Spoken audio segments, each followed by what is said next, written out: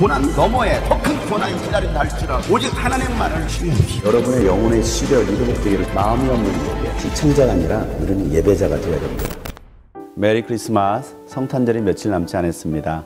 하나님께 주신 그 평강과 기쁨이 여러분의 삶에 가득하기를 주 이름으로 축복합니다. 오늘부터 함께 나눌 말씀은 베드로후서입니다. 예수 그리스도의 종이요 사도인 시몬 베드로가 우리 하나님과 구주 예수 그리스도의 의를 힘입어서 우리의 믿음과 같은 귀한 믿음을 받은 이들에게 이 편지를 씁니다. 하나님과 우리 주 예수를 알므로써 은혜와 평화가 여러분에게 더욱 풍성하여지기를 바랍니다. 하나님께서는 우리가 그를 알므로 말미암아 생명과 경건에 이르게 하는 모든 것을 그의 권능으로 우리에게 주셨습니다. 하나님은 우리를 부르셔서 그의 영광과 덕을 누리게 해주신 분이십니다. 그는 이 영광과 덕으로 귀중하고 아주 위대한 약속들을 우리에게 주셨습니다. 그것은 이 약속들로 말미암아 여러분이 세상에서 정욕 때문에 부패하는 사람이 되는 것이 아니라 하나님의 성품에 참여하는 사람이 되게 하시려는 것입니다. 그러므로 여러분은 열성을 다하여 여러분의 믿음의 덕을 더하고 덕의 지식을 더하고 지식의 절제를 더하고 절제의 인내를 더하고 인내의 경건을 더하고 경건의 신도 간의 우애를 더하고 신도 간의 우애의 사랑을 더하도록 하십시오. 이런 것들이 여러분에게 갖추어지고 또 넉넉해지면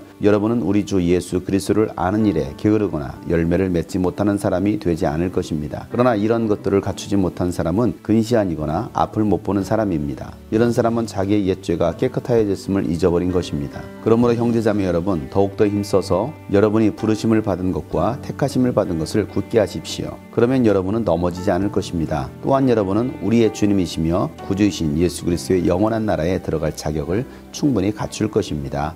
아멘. 베드로후서는 거짓 교사들에게 미혹되었던 성도들에게 진리의 말씀을 다시 깨닫게 하고 더 이상 거짓 교사들에게 미혹되지 않고 다시 오실 예수 그리스도를 기다리도록 이 성경을 쓰고 있습니다. 당시 미혹되었던 많은 성도들이 종말론에 빠지면서 도덕적 타락을 가져왔습니다. 그로 인해서 교회는 혼란 가운데 놓여지고 또 많은 사람들이 이단에 빠지며 교회를 떠나는 일들이 있었습니다. 베드로는 그런 성도들을 하나님의 말씀으로 다시 세우려고 했습니다. 우리가 신앙생활하는 이유와 최종 목적은 바로 하나님 나라에 들어가는 것입니다. 예수 그리스도의 재림에 동참하는 것입니다. 누가 하나님 나라에 들어갈 것이냐? 아무나 하나님 나라에 들어갈 수 있는 것은 아닙니다. 하나님 나라에 들어갈 수 있는 분명한 자격을 갖춘 사람, 하나님의 성품에 참여하는 사람이라고 베드로는 말하고 있습니다. 우리가 지금 살고 있는 이 세상도 거짓과 왜곡과 분열과 미움과 분노로 가득한 혼란한 세상 가운데 있습니다. 세상은 교회를 비난하고 조롱하고 있습니다. 또한 도덕적으로 윤리적으로 타락한 교회들의 모습도 세상 가운데 비춰지고 있습니다. 그로 인하여 많은 사람들이 기독교를 비난하고 교회를 떠나는 사람들도 있습니다. 이런 상황 속에서 그리스도인들이 갖춰야 될 것은 바로 진리의 말씀에 대한 확신입니다.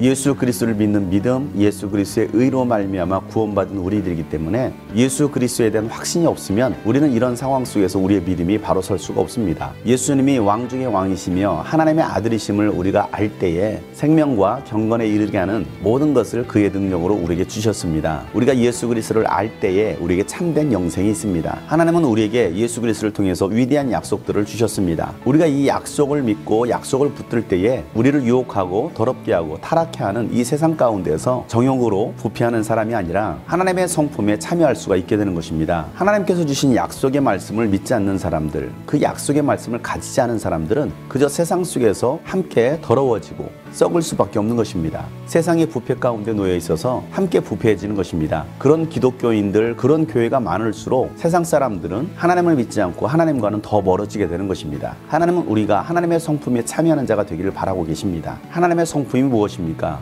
오늘 베드로는 말합니다. 믿음의 덕을 가져야 된다고 말하고 있습니다. 믿음만 있는 것이 아니라 그 믿음에는 반드시 덕이 되어야 된다는 것입니다. 믿음이 있다고 하면서 덕이 되지 않는 사람이 있습니다. 덕이 되고 본이 되는 사람, 또한 덕의 지식을 더해야 됩니다. 하나님의 바른 말씀을 가져야 된다는 것입니다. 또한 지식에 절제함이 있어야 됩니다. 무절제한 사람이 되어서는 안 됩니다. 신앙은 절제함입니다. 버릴 것은 버리고 포기할 것은 포기할 줄 아는 사람, 자기 관리가 되지 않는 사람들은 신앙에 있어서도 변질되는 것입니다. 절제에 인내를 더해야 됩니다. 오래 참음, 인내하지 않고서는 절제를 이룰 수가 없습니다. 그리고 인내에 경건을 더해야 됩니다.